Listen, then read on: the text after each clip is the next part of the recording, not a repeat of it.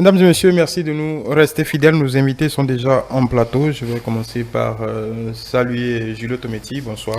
Bonsoir François-Xavier Noumon, bonsoir au plateau et à tous les téléspectateurs qui nous suivent. Voilà, vous êtes juriste, analyste politique et gérant du cabinet juriste et associé. Mohamed Liamidi, bonsoir.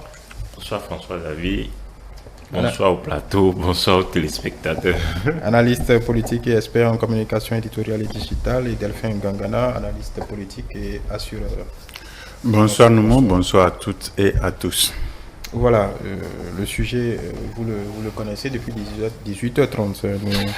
Nous sommes aujourd'hui 16 janvier 2024, plutôt, ça fait 47 ans que les mercenaires de Bob Denard débarquèrent au Bénin.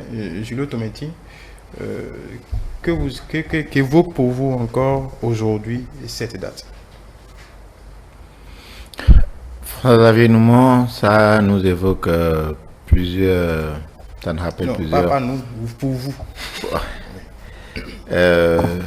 Vous me permettrez de le lier rapidement à l'actualité. Vous savez, le 16 janvier, pour peut-être remettre les téléspectateurs dans le contexte, ça a été la première fois que militairement le pouvoir de Mathieu Kérékou avait été éprouvé. Nous savons que depuis 60, il y avait régulièrement des coups d'État avec ce que l'on a appelé la politique ou la démocratie du tiers exclu, à Romandégbé, Migan, à Petit, de se mettre ensemble pour exclure en fait un troisième, ainsi de suite. Et cela a fait naître 2 ou 3 coups d'État, mais on sait que en fait ce sont des dissensions internes. C'est la première fois en fait que le Bénin a été éprouvé militairement de l'extérieur, c'est-à-dire qu'il y a des mercenaires ou des troupes étrangères qui, débarquant à l'aéroport international de Cotonou, ont voulu remettre en cause en fait l'intégrité du territoire. Heureusement, c'est vrai, il y a eu beaucoup de pertes en vies humaines. Heureusement qu'on a pu contrer et que ça n'a pas été plus loin. Les responsabilités étaient situées dans un premier temps au plan national. De certaine façon, on disait c'était les dissidents politiques en exil. Le nom de Émile Delin Zissou avait été cité. Mais les rapports des enquêtes diligentées au plan aussi bien dans la coopération au plan national et international ont révélé en fait qu'il y avait en fait un certain nombre de pays limitrophes qui étaient associés à l'initiative, pour ne pas les nommer, le Togo, le Gabon. Je ne dis pas n'importe quoi, ça fait partie de l'histoire. Donc, et dernièrement, vous l'auriez compris. Je ne sais pas, en fait, notre histoire nous revient en fait à la figure d'une manière donnée, peut-être non pas dans les mêmes contextes, mais peut-être avec les mêmes acteurs. La dernière fois, le chef de l'État, Patrice Talon, disait, pour ce que nous avons vécu en 2019, et plus précisément en parlant de 2021, qu'il y avait en fait une certaine contribution, non pas forcément orientée dans le sens de ce qui s'est passé, mais il y avait un certain accompagnement, même si la finalité n'est pas voulue par ces États-là. Mais il y a eu un élément externe au Bénin qui a contribué à favoriser ce qui s'est passé. Je me demande, est-ce que c'est un retour dans l'histoire? Parce que, comme le disait quelqu'un, lorsque le passé n'éclaire plus le présent, que l'avenir marche dans les ténèbres d'une certaine façon. Donc, nous devons tirer leçon de ce que nous avions vécu pour peut-être mieux envisager ce que nous sommes en train de vivre. Donc, c'est pour dire, au-delà de tout, comme Patrice Talon l'est aujourd'hui, et comme le peuple béninois l'a été le 16 janvier 1977, il y a eu un sursaut patriotique, aussi bien du camp des militaires que du camp des civils. Il y a eu une mobilisation, parce que ce n'était plus une dissension interne, mais c'était une attaque venue de l'extérieur. Et jusqu'aujourd'hui, vous savez, c'est inscrit comme du marbre dans notre constitution que lorsque l'intégrité du territoire est attaquée, d'une certaine façon, tout Béninois, d'accord, est en droit de prendre toutes les mesures possibles, d'accord, pour la défense de l'intégrité du territoire. Et donc, c'est ce qui a été fait en 1977. Et je pense que nous devons, au-delà de tout, malgré nos dissensions, rester dans cette philosophie de dire, il n'y a rien pour le Béninois, il n'y a rien qui soit plus grand que le Bénin. Donc, à partir du moment où ce que nous avons de commun est menacé, quelles que soient nos dissensions, chacun doit travailler aussi bien mentalement, matériellement, physiquement et militairement, doit travailler à sauvegarder. Et donc, je dis, en fait, c'est, comme j'ai l'habitude de dire, nous ne sommes pas de cette génération, mais nous avons eu l'histoire. C'était une histoire récente, en fait, pour nous. Donc, comme le fait la presse, et c'est le rôle de la presse, en fait, de ce que la mémoire ne se perde, en fait, chaque fois, de rappeler, en fait, cette date-là, les circonstances et les leçons que nous pouvons en tirer. Donc, voilà un peu, que chacun retourne un peu dans l'histoire pour voir 77 à maintenant, qu'est-ce qui s'est passé et quelles sont les leçons, quelles sont les perspectives pour que peut-être de ces faits ne se reprennent plus. Mohamed Yamini, je vous pose la même question. Qu'est-ce que ça vous inspire simplement, cette date aujourd'hui? Il me plaît d'aborder les événements du 16 janvier 1977, bien que, je ne sais pas, en tout cas, moi je suis un enfant de la démocratie, donc c'est de l'histoire. Cette époque-là, c'était la démocratie aussi. Vous êtes un enfant de la démocratie. C'est un enfant de la révolution. Qu'on nous a raconté.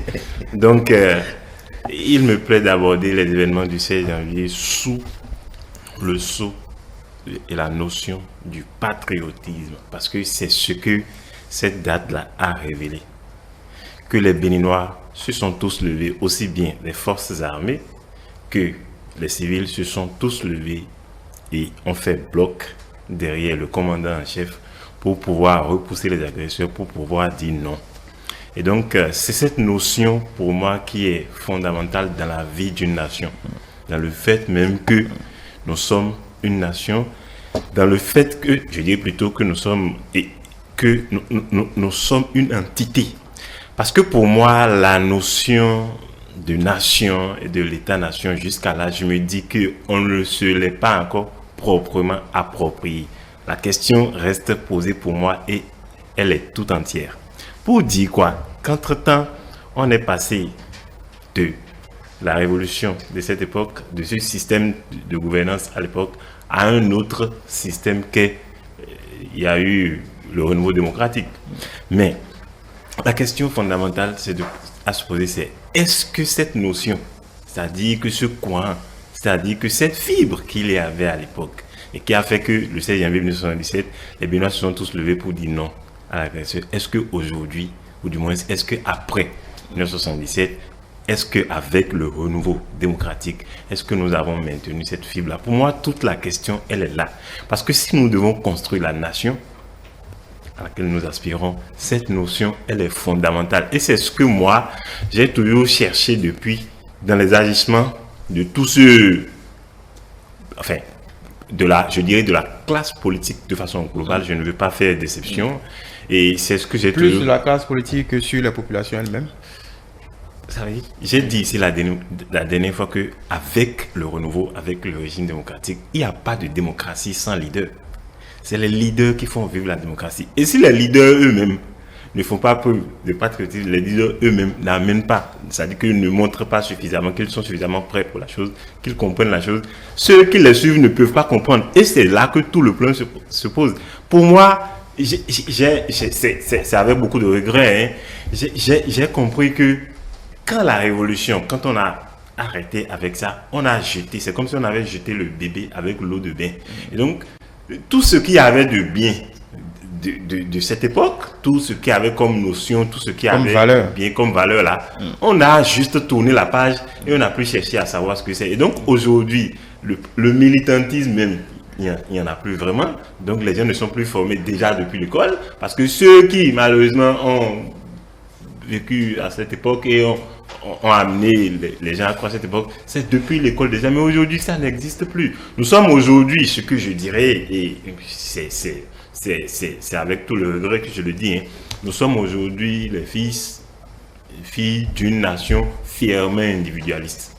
C'est malheureux, hein, mais c'est le constat, il est là et il est amer. Et pour moi, c'est à cette notion que nous devons retourner. Tout ce que nous avons à faire doit tourner autour de ça. Parce que si nous nous ne formons pas une nation, si nous ne nous aimons pas, si nous ne nous mettons pas ensemble, c'est-à-dire que qu'on puisse s'entendre sur l'essentiel. Ça ne veut pas dire qu'on n'aura pas des dissensions, ça ne veut pas dire qu'on va s'entendre, mais nous devons nous entendre sur l'essentiel, c'est-à-dire le pays, c'est-à-dire la nation et surtout la République. Quelles sont les valeurs qui doivent prédominer dans notre République? C'est là les questions que nous devons poser et c'est pour moi ce qui doit se faire primordialement au niveau des formations politiques qui aspirent à diriger le pays. Je vais encore lancer, je ne fais pas fixation, mais peut-être que Julio ne serait pas d'accord avec moi. Nous sommes le 16 janvier et aucun de ceux qui aspirent à diriger le pays n'en ont parlé. C'est comme si c'était un non-événement. Pourtant, c'est eux qui veulent gouverner, c'est eux qui aspirent à diriger le pays. Eux avec nous, bien sûr, mais il n'est pas bien que ceux qui ont à charge l'animation de la vie politique ne puissent pas faire de cette date-là quelque chose de mémorable. Est-ce que, je vais prendre le dernier point de son intervention, est-ce que ce n'est pas préoccupant? Oui, c'est préoccupant, mais c'est sûr que chacun le fait à sa manière. Peut-être que les gens discutent, peut-être que les gens vont le dire après. Oui, bon, peut-être que ça touche certaines personnes, mais je trouve... Ou du moins, pour poser la question autrement, est-ce que vous pensez à la lumière, au regard de ce que vous observez pour vous-même et dans la société, est-ce que vous pensez que cette date imprime encore dans l'esprit et dans la tête des Béninois? Non, vous savez, le temps amène des fois certaines choses à perdre un tout petit peu de leur faveur, parce que si vous regardez, de toute façon, on fêtait le 1er août avant, ce n'est plus de la même manière que nous fêtons le 1er août. Donc du coup, le temps a peut-être dégradé certaines choses, a diminué la faveur de certaines choses. Sinon, oui, ce n'est pas que les gens ont totalement oublié, mais célébrer avec joie, peut-être que les gens ne le font pas, mais c'est que les gens s'en rappellent, la belle preuve que nous en parlons. On n'a pas célébré avec joie, on a se recueilli. Se recueillir, on a perdu des gens.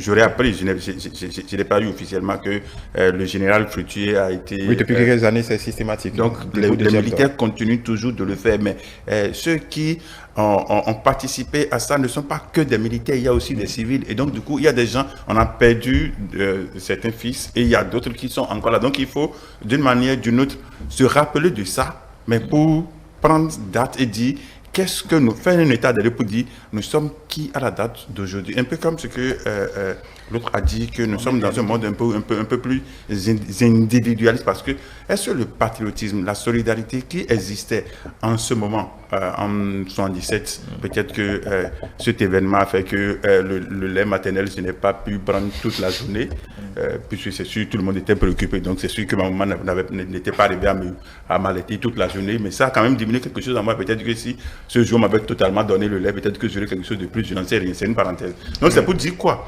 Que le patriotisme qui a fait vous parlez du 16 janvier. Le 16 janvier 1977, j'étais né, donc je devrais prendre le lait maternel. Mais elle s'est mobilisée pour défendre la patrie. Pour défendre certainement, donc du coup, je n'ai pas participé, je n'ai pas pris le lait, donc j'ai participé aussi à la défense d'une manière ou d'une autre, parce qu'on m'avait privé de mon lait maternel. Donc, c'est pour dire quoi?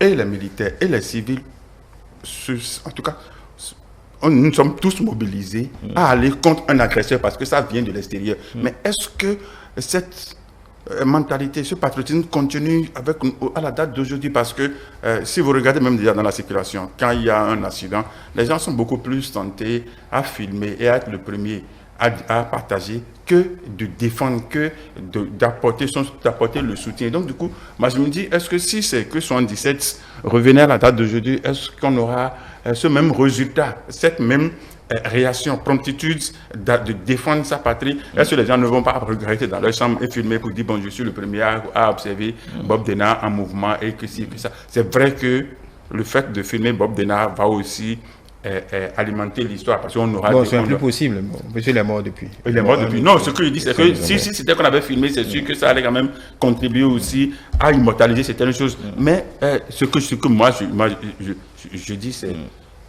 le patriotisme. Est-ce qu'on a ça encore? Parce que Julio l'a évoqué. En 2019, on avait frôlé le pire, on avait eu des choses. Est-ce que tous ceux qui avaient participé au mouvement étaient des Béninois? Point d'interrogation.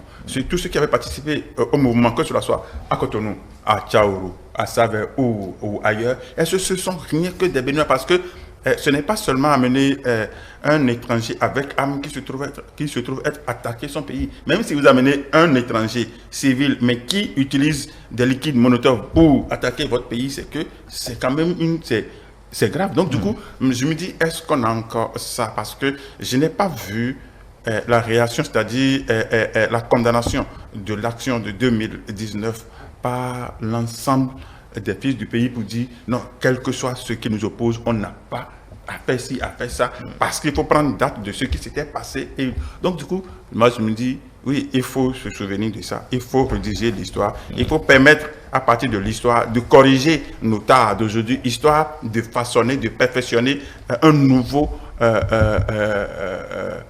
homme, sinon nous courons la ruine.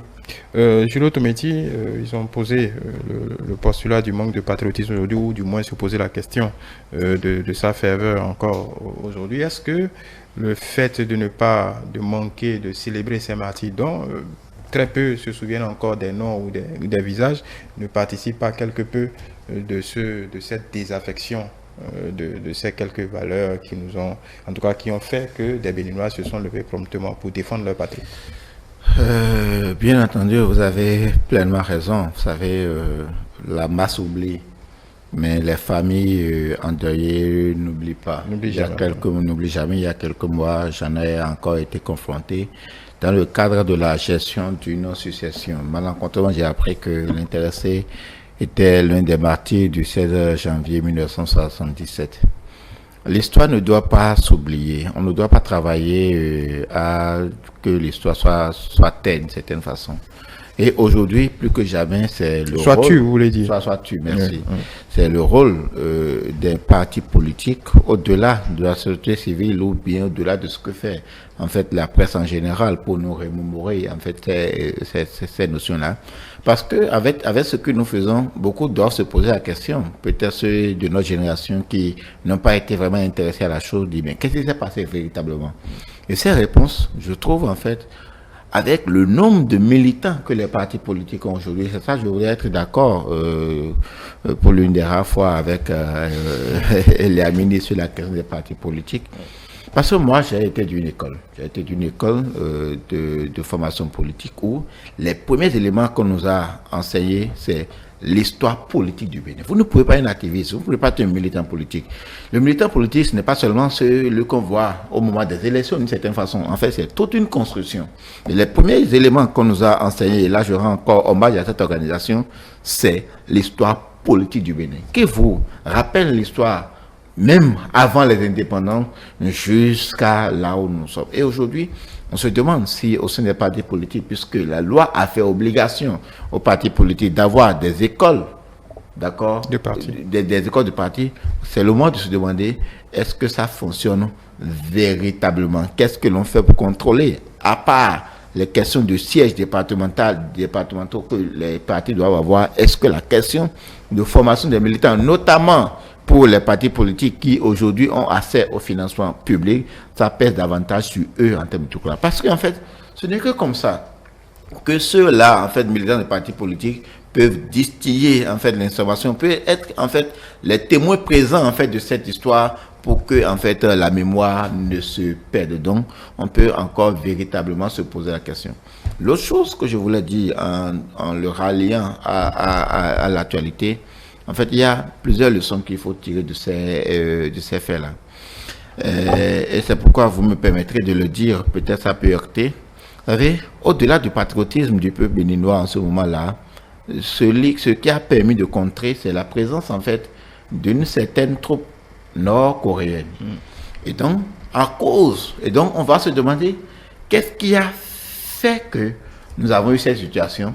Deux éléments. Premier élément, c'est qu'il y a des dissensions internes que les gens ont exportées. C'est-à-dire, les gens ont cherché en fait des relais à l'extérieur. Et il y a aussi l'orientation idéologique en fait de la gouvernance à ce moment-là qui contrarie avec un certain nombre d'intérêts d'un certain pays en fait au-delà. Et donc, lorsque au plan externe, on se retrouve, on dit généralement l'ennemi de mon ennemi est mon ami. Donc, les gens se sont retrouvés et ont pu formater le coup. De sorte que, vous savez, tous les noms qui auraient été cités à tort ou à raison, quand vous cherchez, il y a forcément un lien à faire. Et donc, c'est pourquoi vous dire, comme je disais tantôt, le patriotisme devrait nous guider. Ça doit nous servir de leçon. Comme je disais tantôt, que quelles que soient nos dissensions, les solutions, en fait, de cette envergure doivent être recherchées à l'interne. Et au-delà de ça, les relations de coopération. Moi, j'ai eu l'histoire, en fait, autrement, d'une certaine façon. J'ai aujourd'hui des frères qui disent, qui étaient, par exemple, nés au Gabon, excusez-moi de dire, puisque je citais un certain nombre de pays tout à l'heure qui étaient nés au Gabon. Et après ces éléments-là, il y a eu une sorte d'échauffourée entre le président Kerekou et le président Bongo, qui a été la cause de rapatriement de bon nombre, ou bien de la totalité, ce qu'on a pu dire de nos compatriotes. Et donc, moi, mon cousin qui était né au Gabon s'est retrouvé au Bénin par les fleuves, par les chemins détournés. Donc, c'est un très grand pan de notre histoire que nous devons partir, parce que quand on rentre dans l'histoire, ça a beaucoup de ramifications, ça a impacté beaucoup de personnes aussi bien au plan interne qu'au plan international. Donc, c'est pourquoi il y a lieu vraiment de tout faire pour que l'histoire, comme je le disais tantôt, l'histoire ou la mémoire sur la base de cette histoire ne se perd d'une certaine façon. C'est pourquoi je salue et je remets encore une fois en cause, en fait, la responsabilité des partis politiques à pérenniser cette histoire pour que nous puissions en tirer les meilleures leçons qui soient. Ouais, Mohamed Hamidi, est-ce que ce qu'il dit ne commence pas par, vous avez parlé de patriotisme également, rappeler l'histoire, est-ce que ça ne commence pas par célébrer les martyrs, encore une fois? Absolument, c'est de reconnaître que ceux-là se sont battus. Ils sont restés, ils ont donné de leur vie pour que la nation puisse continuer d'exister, pour que le pays puisse rester debout. C'est quelque chose d'important. Et chaque fois que quelqu'un, quelque part, fait quelque chose pour que le pays puisse rester debout, il faut le reconnaître à sa juste valeur. Il ne faut pas attendre que les gens passent de vie, pas que les gens rendent l'âme, que les gens décèdent, avant qu'on puisse dire que telle ou telle personne a contribué à faire telle dans l'histoire. Et c'est quelque chose de très important. C'est une culture que nous n'avons pas. Reconnaître la valeur des hommes qui ont fait et qui continuent de faire. Et quand quelqu'un fait quelque chose, on peut être d'accord, on peut ne pas être d'accord avec la personne, mais quand quelqu'un fait quelque chose qui est bien, il faut le reconnaître et reconnaître ça à sa juste valeur. Et ça me permet de faire une petite parenthèse. C'est même pas une culture que nous avons. Ici, quelle est notre culture? C'est que nous ne célébrons pas les gens, c'est que nous ne reconnaissons pas la valeur des gens.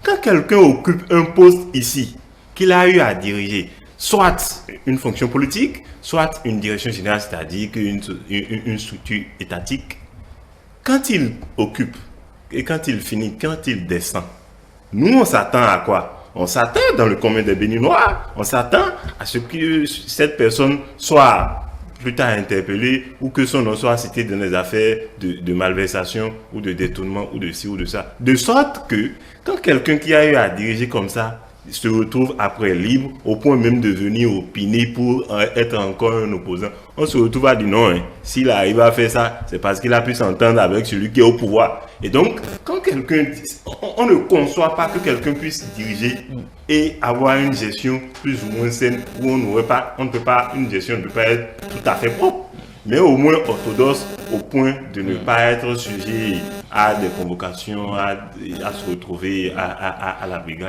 Donc voilà la mentalité que nous avons. Oui, maintenant, en revenant à ce cas, corriger ces trucs-là, quand nous n'allons pas changer cette manière de voir, cette perception que nous avons de notre société, on sera toujours handicapé par les mêmes problèmes. Donc reconnaître la valeur de ceux qui font en sorte que le pays puisse rester debout, c'est important. Et Dieu sait qu'il y a tellement de choses qui arrivent dans une république, et heureusement qu'il y a des gens qui sont là pour s'en occuper, pour que le pays continue de fonctionner. Sur la base de ce qui a été dit, quand on regarde l'histoire de cette façon, quand on sait que le pays a eu à traverser ça, il faut que les gens puissent reconnaître aujourd'hui que même si le système actuel, c'est-à-dire que le processus dans lequel nous sommes, au niveau démocratique, la démocratie ne fonctionne pas parfaitement, ce n'est pas le meilleur des mondes, reconnaissons quand même que c'est la méthode la plus adaptée pour que chacun puisse exprimer ses accords et ses désaccords. C'est-à-dire quoi? Quand on n'est pas d'accord, au lieu de penser à ce qui s'est passé le 16 janvier, il faut simplement amener le peuple dans son intériorité à avoir la culture des unes. Donc quand les gens ne sont pas d'accord, quelles que soient nos dissensions, nous devons pouvoir aller dans les urnes et aller dire oui, je suis pour ce qui se fait. Non, je ne suis pas pour ce qui se fait. Et dans le simple fait de respecter les textes que nous avons adoptés pour le fonctionnement de notre pays, c'est-à-dire la Constitution, ce qui est simple. Donc quand la Constitution prévoit quelque chose, il faut le faire. Et ce que la Constitution a prévu par rapport à elle-même, ça ne devrait plus faire débat et aller à des polémiques stériles, j'allais dire. Oui, je reviens à ma question. Il a dit, on voit l'état-major, en tout cas, depuis quelques années, il y a un dépôt de gerbes, il y a quelque chose une cérémonie sérieuse. L'état-major est présent, il y a un détachement, il y a les couleurs qui sont montées, il y a une célébration. Donc l'armée célèbre ceux qui ont donné de leur vie ce 16 janvier 1977. Est-ce qu'on ne devrait pas faire beaucoup plus? Absolument. Absolument. Et moi, je l'ai dit la dernière fois, c'est des choses qu'il faut ritualiser. Il faut aller au-delà de ça. Il faut que tout le monde se sente concerné. Parce que la façon dont le truc se fait depuis un moment, c'est comme si on a relégué ça. Bon, c'est le problème des militaires. C'est eux qui ont perdu les leurs. Bon, ils n'ont qu'à s'en occuper. Et donc, vous voyez, le truc est même fait de façon... C'est trop sobre. Ça doit être quelque chose qui doit être ancré. Et on doit en faire plus. Ça doit avoir une visibilité, beaucoup plus de visibilité que ça. Et amener tout le monde à se sentir concerné par la chose, c'est-à-dire tous ceux qui dirigent et qui aspirent à diriger. Et ne pas en faire seulement le truc des forces armées qui vont juste déposer des gerbes en la mémoire des officiers, de tous ceux qui ont donné leur vie. Donc, il faut donner plus de connotation. Il faut donner une connotation, une envergure totalement nationale à la chose. Le fait que tout le monde se sente concerné. D'abord, en commençant par aller enseigner cela à l'école. Parce que tout part de là. L'avenir de la nation, c'est à l'école. Ce que nous ne faisons pas encore. L'école, c'est l'avenir de la nation. Moi, de toutes les façons, oui, je peux m'en rappeler. Mais je ne suis pas sûr que depuis 20 ans, depuis 25 ans, je ne suis pas sûr qu'on continue encore d'enseigner le 16 janvier à l'école. Je ne suis pas sûr qu'on continue d'enseigner ces pans de l'histoire de notre pays à l'école. Or, quand on ne le fait pas, comment les gens veulent se sentir concernés? Où est-ce que vous êtes censé connaître pour aller chercher maintenant? Bon, voilà ce qui s'est passé et vous vous sentez concerné par la chose. Donc, en réalité, ce sont ces aspects-là qui vont faire renaître la fibre patriotique parce que c'est de l'école que les gens viennent, partiront pour venir au militantisme dans les partis. Et c'est sur la base de ce qu'on nous a appris qu'on peut définir quelles sont nos orientations par rapport à notre propre histoire. Donc, voilà ce que moi je pense de la chose. Voilà, Delphin Galana, au regard de l'importance de ce fait dans notre histoire politique, est-ce qu'on ne devrait pas en faire plus dans la célébration de ces personnes? Alors, encore une fois, si on fait un vox populi, très peu connaissent, se rappellent des noms, et même les visages, n'en parlons même pas. Oui, quand vous dites on va en faire plus, oui, on devrait en faire plus. On devrait d'abord commencer par l'étudier à l'école, à bas âge, parce que l'histoire ne va pas s'enseigner seulement au niveau des partis politiques. Oui, les partis politiques vont servir de relève, vont donner peut-être de l'ampleur à ça, mais ça devrait faire partie de notre éducation. Parce que nous apprenons, on nous fait l'histoire de la Révolution française, on nous fait l'histoire de la guerre de l'Indochine, on nous fait l'histoire. Mais pourquoi ne pas faire l'histoire de son propre pays? Parce que si vous ne connaissez pas votre propre pays, vous connaissez l'autre pays, c'est comme si vous ne connaissez rien. L'autre chose, c'est-à-dire quoi? C'est le manque de responsabilité. Nous n'aimons pas reconnaître notre responsabilité. Et donc, du coup, ce qu'il faut faire pour mettre les gens à nu, pour responsabiliser les gens, nous n'acceptons pas accompagner et se mettre d'accord. C'est-à-dire quoi? Puisque s'il faut documenter cette affaire, il faut appeler les choses par leur nom. Donc, il faut citer, il faut faire ça. Mais est-ce que nous sommes prêts à aller à ce niveau? Parce qu'il faut documenter, puisque si vous ne documentez pas, et que ça se passe de l'oralité, chacun va raconter à sa manière. Parce que si c'est seulement les chasseurs qui vont raconter l'histoire de la chasse, vous imaginez, le lion sera toujours, peut-être, on ne pourra pas dire combien de fois le cerf sait se cacher ou sait dribbler le chasseur. Donc, du coup, il faut que désormais, nous commençons par raconter notre histoire. Nous-mêmes, nous commençons par étudier notre propre histoire. Parce que si nous n'étudions pas notre histoire, sachez ceci, il y a personne qui viendra attaquer François Xavier s'il n'y a pas un proche dedans. Il ne peut pas avoir de coup d'État quand il n'y a pas quelqu'un qui vous connaît dedans. Donc, ça vient toujours d'un proche. Donc, du coup, pour clarifier la situation, on sera obligé d'appeler les noms, de mettre des gens devant le fait accompli. Et l'autre chose, c'est de sanctionner. Parce que si nous ne sanctionnons pas, on l'avait évoqué. Les faits ont été amnistiés à la conférence nationale. Oui, non. Et c'est ça. Parce que quand on dit on a amnistié, on l'a évoqué l'autre fois ici, même avant d'amnistier, moi je l'ai souhaité qu'on définisse la responsabilité de chacun pour qu'on puisse. Sinon, des gens vont venir vous dire. Moi, je n'ai jamais enfermé, je n'ai jamais fait ci, je n'ai jamais participé, je n'ai jamais dit, parce qu'en son temps, on n'a pas mis les noms sur les faits, sur les actions, sur les choses, histoire de dire, c'est telle personne qui a fait telle chose. C'est vrai que oui, ça peut peut-être porter atteinte à, oui, ça peut peut-être, mais il faut avoir le courage de le dire, parce que si on ne le fait pas, on sera toujours là à évoluer dans l'oralité, ce qui fait que le mauvais viendra jouer le propre, et le propre sera toujours traité comme mauvais. Parce que quoi? Regardons un peu comme ce que... laissez-moi élaborer un tout petit peu. Oui, allez-y, ça. Oui. Regardons un peu comme ce qu'on est en train de dire. Ça, c'est une histoire, c'est pour une première fois que de l'extérieur, on a attaqué notre pays. Mais ça devrait faire partie de la première leçon qu'on devrait donner à tout individu qui arrive peut-être déjà en classe de 6e ou de 3e. Ça devrait même faire partie de nos examens. Donc, du coup, histoire d'amener le Béninois à savoir, nous étions partis d'un point, nous sommes en train d'aller à ce point. Est-ce que nous continuons? Parce que certains sont peut-être à 30-40 ans, mais quand vous allez dire 77, ils vont dire, bon, ok, moi je connais qui est de 77. Parce qu'effectivement, on ne lui a jamais appris. On ne lui a jamais dit que c'est telle et telle chose. Mais il faut connaître comment vos parents ont contribué à construire un pays, histoire de dire, nous avons l'obligation de sauvegarder, de le garder et de faire de sorte à ce que, enfant, on dit, pour que les trucs ne reculent pas, mais que ça avance. Voilà, Julio Tometi, pour célébrer, encore faut-il connaître l'histoire. Donc, le rôle de l'enseignement. Il faut véritablement connaître l'histoire. Vous savez, Patrice Talon, président de la République, nous a donné l'exemple la dernière fois en ce qui concerne le dépôt de Gèvres. Nous ne le savions pas, beaucoup ne le savaient pas. Le cérémonial du 1er août que l'on faisait, dépôt de Gèvres, là où vous saviez qu'on le faisait, on s'est rendu compte malencontreusement lorsqu'on a fouiné l'histoire qu'en vérité, on faisait un dépôt de Gèvres pour ceux qui étaient venus, notamment nous prendre quelque peu en esclavage et sur lesquels nous avons fait tout là. Et donc, c'est sur le sang. C'est-à-dire que nous posons des Gèvres pour nos bourreaux en vérité. C'est ça que Patrice Talon a changé.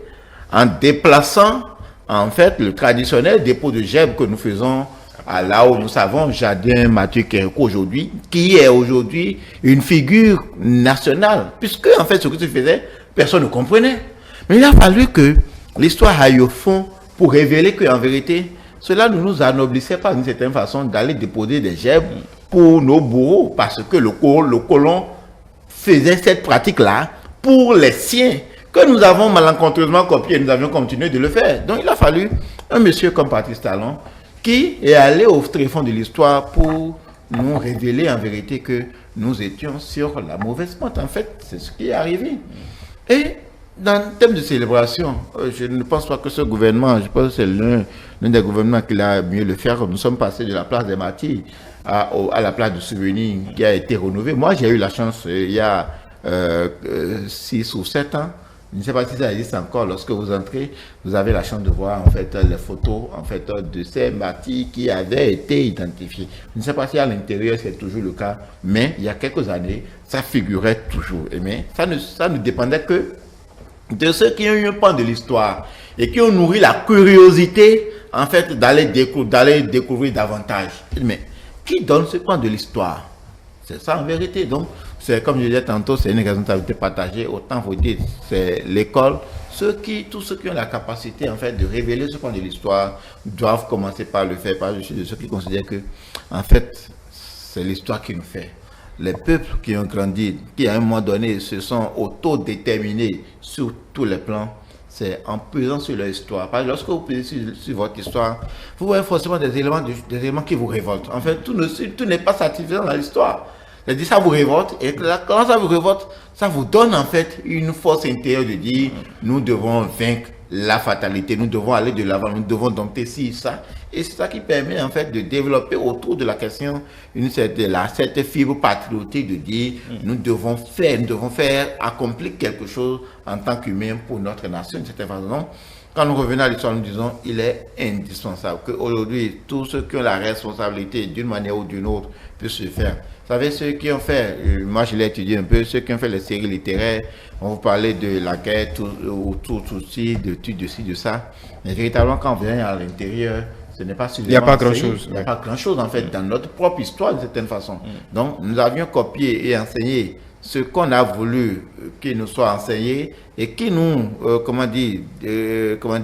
c'est pas complètement de notre propre histoire. Je pense que nous devons revenir à ces fondamentaux, parce qu'au-delà de tout de ce que nous avons en termes matériels, comme infrastructure, ainsi de suite, économie, ainsi de suite, ce qui est fondamental, qui est connu les Béninois, je pense qu'au-delà de tout, c'est notre histoire, c'est notre fierté nationale que nous avons à construire ensemble.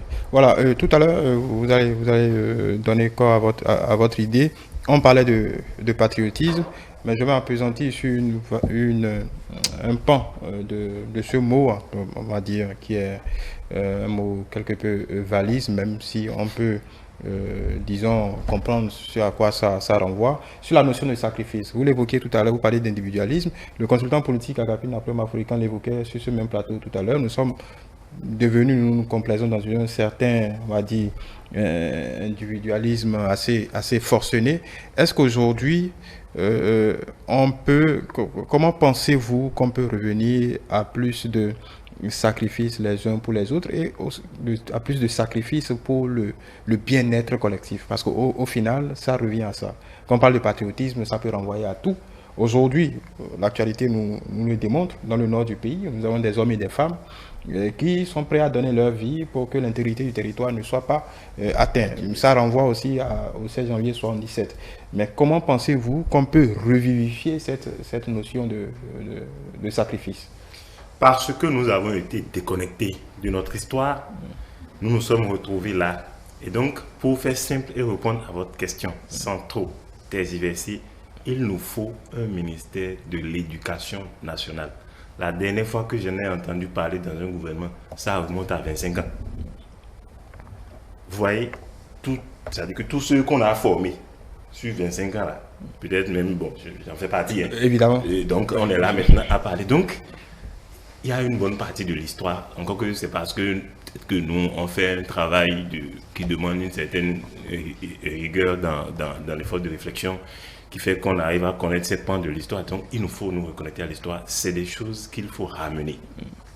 Que l'on laisse les calculs politiques. Oui, que ça soit fondamentalement l'éducation nationale. C'est là où on définit l'orientation, là où on définit ce que les gens doivent savoir, ce que doit être l'école. Or, l'avenir de la nation, c'est à l'école que ça se définit. Et donc, s'il n'y a pas quelque part où on planifie ça, où on dit quelle doit être nos valeurs, quelle doit être ce qu'on doit connaître de l'histoire, ce qu'on doit pas... Quand tu ne connais pas l'histoire de ton pays, tu ne peux pas défendre un pays dont tu ne connais pas l'histoire. Vous ne trouvez aucun étudiant, en tout cas un Français, qui sort d'une université française sans apprendre la Révolution française. Mais ici, l'histoire du pays, ça ne dit rien à personne. Donc, c'est parce que là-bas, ils ont des structures qui permettent ça. Et n'importe qui n'est pas ministre de l'Éducation. Et on le voit. C'est ça, en fait, ces choses-là. C'est aberrant. Hein. Moi, on se réveille, on se rend compte que là, ça fait environ une trentaine d'années qu'une telle structure n'existe plus dans le pays. Bon, moi, j'avais cru compter à un moment donné sur le Conseil national de l'éducation. Mais jusqu'à là, je n'ai rien vu venir. Et pour moi, c'est une désolation. Peut-être qu'on me dira encore qu'ils sont en train. Bon, peut-être que ça ne se fait pas en un mandat. Je peux essayer de comprendre ça. On va espérer. Donc, prendre ces choses-là en compte et avoir une vision globale du pays. On ne fait pas les choses secteur. Et là, sur ce point de vue, je pense que le gouvernement en place, en tout cas le régime en place, a fait beaucoup d'efforts par rapport à ça. Honnêtement, il faut le reconnaître, il y a plus de cohérence dans ce qui est fait. On essaie de lier telle décision à telle autre décision. Là, vraiment, il y a beaucoup d'efforts, on peut en citer tellement. Hein.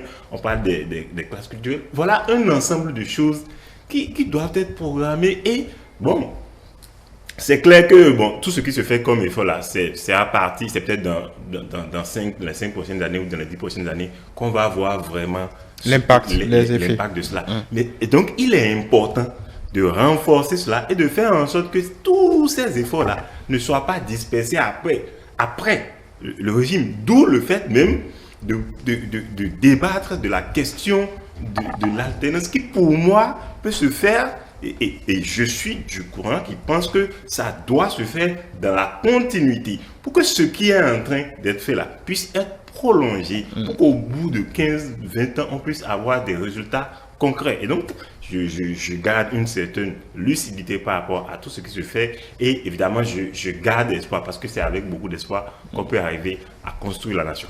Voilà. La notion de sacrifice. Oui. Monsieur François, connaître son histoire, c'est se connaître. Mais si vous ne vous connaissez pas, c'est que vous n'irez nulle part. Vous savez, la révolution... C'est François Xavier. C'est François Xavier. D'accord. Donc j'ajoute Xavier et je complète le nom. Oui. Je disais tout à l'heure, la révolution, oui, a peut-être ses côtés durs, mais ses côtés bons. Et tout n'était pas mauvais au cours de la révolution. Donc du coup, moi, c'est là je me sens un tout petit peu embêté, parce que même si on copie, on veut coder, on peut modifier, mais garder certaines choses pour pouvoir récupérer le bon côté de ça. Vous savez, le respect, l'importance que le drapeau national avait au temps de la Révolution, soyons d'accord que ce n'est plus la même chose. Parce qu'avant, quand on vous dit c'était le lundi, tout le monde sait qu'il doit être au drapeau. Et si vous n'êtes pas au drapeau, c'est comme si vous manquez de patriotisme, c'est comme si vous n'êtes plus béninois. Mais aujourd'hui, est-ce que le drapeau, parce qu'avant, quand on monte le drapeau et vous passez, que vous soyez à pied ou à moto, vous faites quoi? Vous stoppez, parce qu'on se dit, ça c'est le pays, c'est la nation. C'est vrai qu'on va dire, bon, est-ce qu'on va continuer à faire toujours les mêmes choses? Oui, on ne va pas faire toujours la même chose. Mais il faut chercher le bon côté de ce que l'on fait, histoire de voir, qu'est-ce que ça nous apporte? Parce que ça fait que les gens disent ce qui touche à mon pays. Le libéralisme est passé par là. Donc, du coup, ça a dévalorisé et diminué et tout. Donc, ce que nous vivons aujourd'hui, oui, c'est vrai que c'est un peu comme on dit quelqu'un qui trébuche et qui tombe. Ou c'est peut-être l'estropié qui a un collier penché sur la tête. Oui, ça remonte à très longtemps. Donc, du coup, il faut commencer par apprendre l'histoire. Et parce que si vous ne connaissez pas votre histoire, je crois que c'est Mandela qui a dit, quand vous voulez détruire un pays, il faut s'attaquer à son éducation. Parce que si vous attaquez à l'éducation, c'est que vous détruisez tout. Donc du coup, il faut qu'on aille encore aux fondamentaux, c'est-à-dire quoi? Permettre aux Béninois de savoir qui il est pour pouvoir se défendre. Parce que si vous ne savez pas, on dit un enfant qui ne connaît pas l'histoire de sa famille peut pisser là où on ne doit pas pisser. Et c'est grave. Oui, vos anecdotes. Oui. On a compris. Voilà. On a compris. Julio Tometi, si on ne célèbre pas de la bonne des façons ou suffisamment ceux de 117, est-ce qu'on peut célébrer ceux qui sont tombés en quelques années dans le nord du pays? Je pose la question parce que en réalité, peut-être qu'on n'a pas fait, il ne faut pas faire de l'essentialisation, mais on peut avoir comme l'impression que les Béninois, en tout cas ceux qui tombent, ça devient anecdotique. Bon, ça passe, on dit, ah oui, mais il y a un militaire qui est tombé, oui, bon, les obsèques, on passe à autre chose. En réalité, il y a une déconnexion.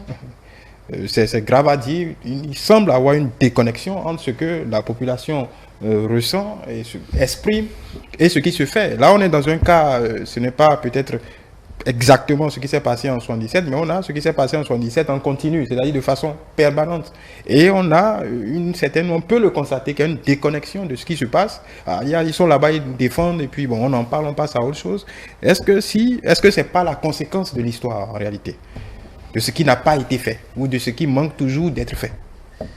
Vous savez, je pense que plus que jamais, ceux qui travaillent au quotidien à défendre l'intégrité du territoire, au-delà des apports matériels, financiers et tout ce qu'on leur apporte, ont besoin, en fait,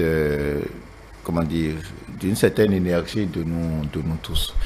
Vous faisiez la comparaison, il faut le dire, en termes d'effectifs, sur la base de ce que le terrorisme nous a coûté, les incursions du djihadisme nous ont coûté depuis environ 3 ans, 4 ans qu'on a commencé cette histoire. Je pense que si on fait les statistiques, ça doit avoir déjà dépassé ce que nous avons eu en perte en vies humaines en 1977. Donc ce n'est pas un épiphénomène. C'est vrai que ce n'est pas en une journée, ce n'est pas en un mois, ce n'est pas en une année, mais ça demeure aujourd'hui pour nous en fait une véritable problématique. Et en fait, c'est ça véritablement la question. Les gens prennent la question sécuritaire comme la question du gouvernement. Oui. D'accord, le gouvernement doit tout faire pour faire tout là. Et des fois, je lis certaines presses qui presque s'en moquent de certaines façons. Lorsque nous avons les notes qui sont tombées, en fait, les armes à la main, on se donne, on fait des titres ou des développements qui sous-tendent qu'en vérité, c'est parce que tel se comporte de telle façon, tel qu'on de telle façon, ainsi de suite. Oubliant en fait la dimension, nationale ou patriotique de la chose. Parce que je pense que les militaires tels qu'ils ont été formés, ce qui leur donne plus de confiance, c'est d'avoir l'impression que derrière, je n'aurais pas été mort peut-être pour rien. Je n'aurais pas été sacrifié Bon, déjà, pour on rien, peut se dire, on peut se façon. féliciter de ce que l'État ait réglé cette question. Donc, non, l'État ne peut jamais avoir fini de régler la question. L'État a mis en place ces mécanismes de reconnaissance, d'accord, de tout truc là. Mais ce dont on a besoin le plus en vérité, c'est cette énergie-là, en fait, de nos compatriotes. Parce que de tout, le militaire ne travaille pas pour un gouvernement, en fait. Le militaire travaille, en fait, pour la masse, pour les populations, pour la défense de l'intégrité du territoire. Et donc, ceux qui pour travailler, je pense que la meilleure reconnaissance, c'est ça, là, même, au-delà même de des mécanismes que le gouvernement peut avoir fait, quoi. Ça fait, il y a beaucoup de faits de dissension en termes de coopération ou d'information, nous l'avons dit une fois ici sur le plateau. Comment, par exemple, les populations tiennent cela comme, en fait, une préoccupation qui leur est chère et qui, en termes d'éléments d'information, permet de dissenser. On a mis en fait des mécanismes que les gens ont contestés. On a dit, par exemple, que lorsque quelqu'un découvre peut-être un visage qu'il n'a jamais vu subitement dans sa localité, que le mieux, ou bien ne pas le recueillir, ou bien le mieux, c'est au moins d'aller signaler, en fait, à l'autorité locale pour que ces personnes-là soient répertoriées de cette façon. Mais il y en a qui disent que non, que ça contrevient à leur liberté d'une certaine façon. Et donc, on s'écarte complètement de ce qui est le minimum commun en termes de protection, de préservation du territoire, et on se jette quelque peu dans les congestes. Je pense que beaucoup plus, nous devons revenir à nous-mêmes. Et je suis d'accord avec les développements qui ont été faits sur la part de l'éducation et notamment de l'histoire. Oui, Mohamed avait dit, oui, on a l'état-major qui, en tout cas, de façon régulière aujourd'hui aussi, a fait la même chose. Est-ce que sur ce chantier, même si en 77, il n'y a pas seulement que les militaires qui soient tombés, est-ce qu'aujourd'hui, les militaires ne doivent pas se sentir bien seuls? C'est leur chose, c'est leur affaire. Et bon, quand ça va se passer, bon, voilà, l'État règle ce qu'il a réglé, on les enterre, et puis, bon, la population continue de vaquer à ses occupations.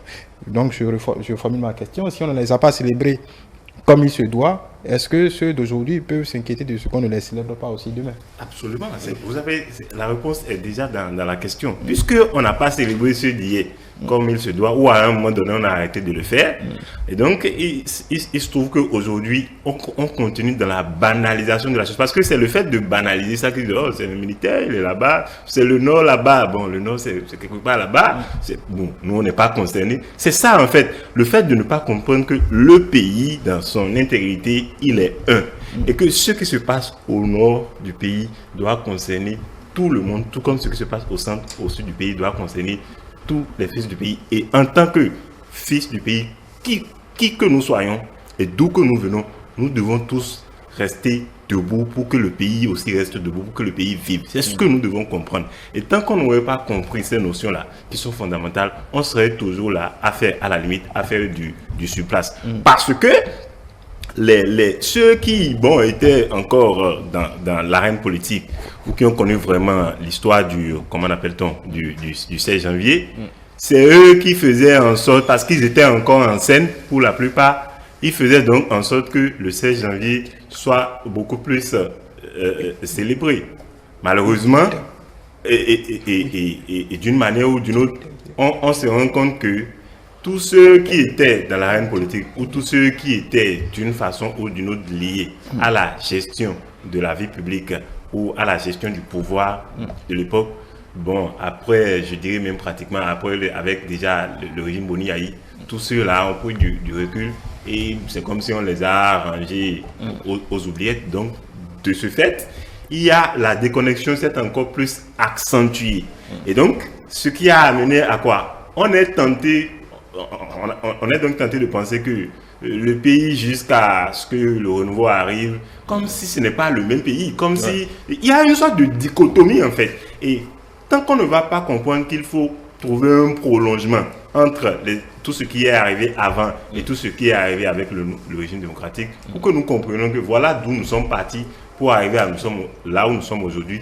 Quand on ne va pas faire le prolongement, essayer de trouver un prolongement par continuité, on ne va pas comprendre et on ne pourra pas mieux célébrer ces gens-là pour donc mieux célébrer les gens d'aujourd'hui. Et l'autre chose, c'est quoi? À mon avis, comment les gens vont à la police? Comment les gens vont à l'armée? Quelle est la valeur que nous donnons à ça? Quand nous voyons le monsieur qui porte la tête, est-ce que nous donnons suffisamment de valeur à ça?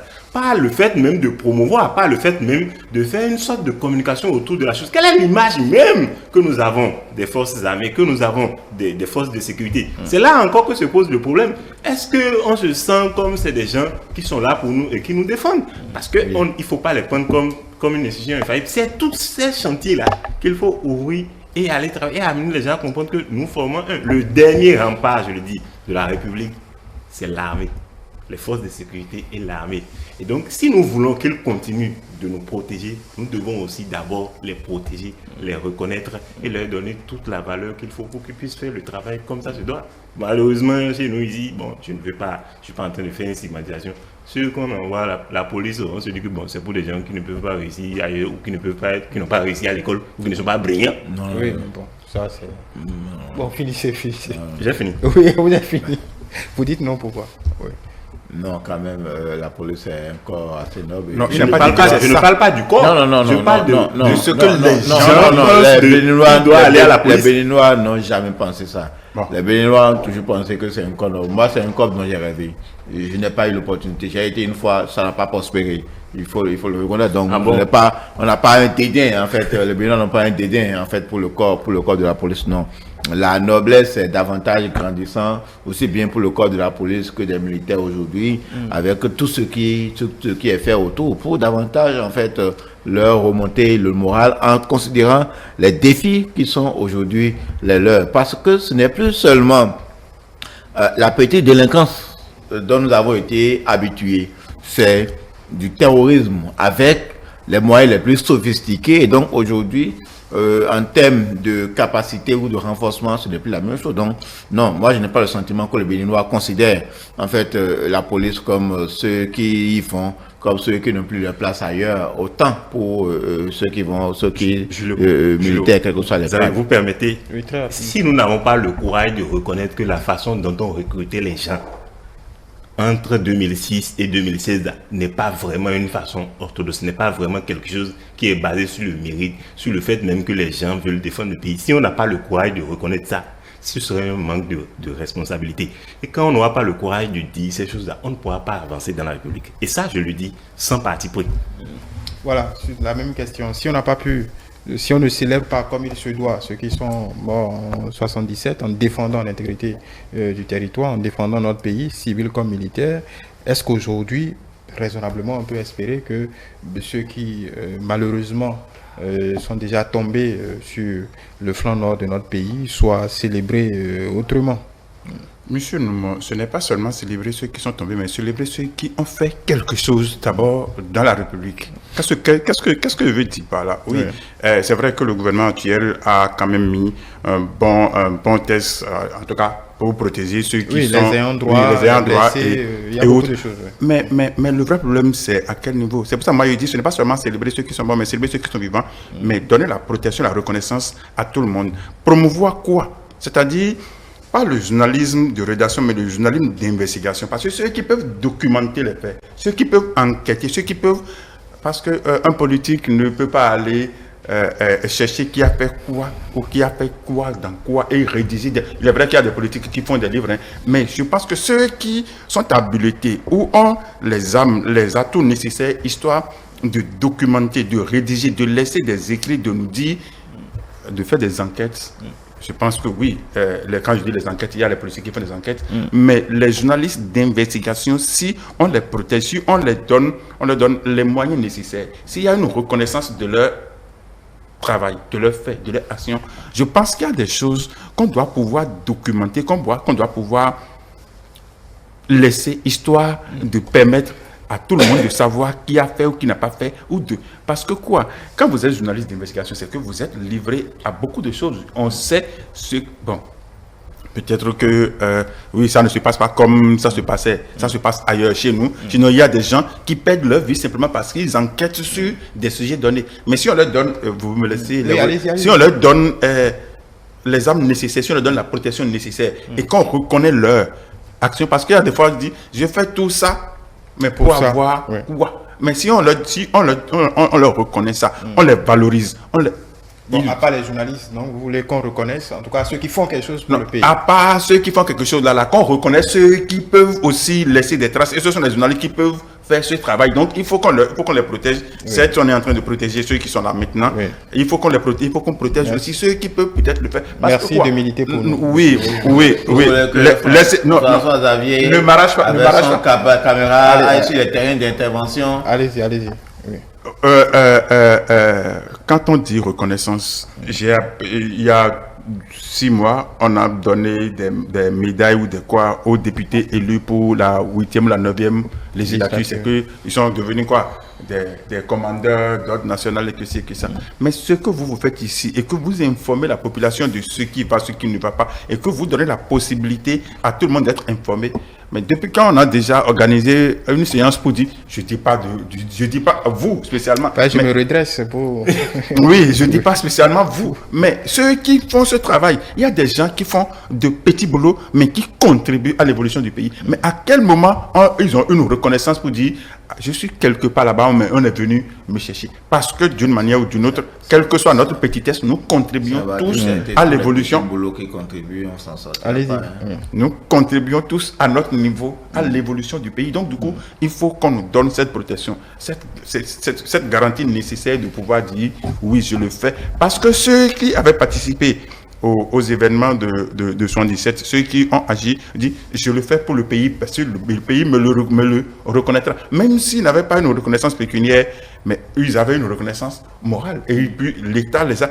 Parce que c'est vrai que oui, on a des photos affichées quelque part comme Julio l'a dit. Oui, mais au-delà de ça, en son temps, on les avait chantés. On les avait glorifiés. C'est vrai que ça s'était arrêté à ce niveau, mais reconnaissons qu'on ne peut que donner ce que l'on a à un moment donné à ses enfants. Donc c'est ce qu'on avait donné en son temps. Mais comme les choses évoluent, agrandissons maintenant l'assiette, histoire de pouvoir permettre à tout le monde de se sentir concerné. Donc la reconnaissance et la considération, c'est déjà ça.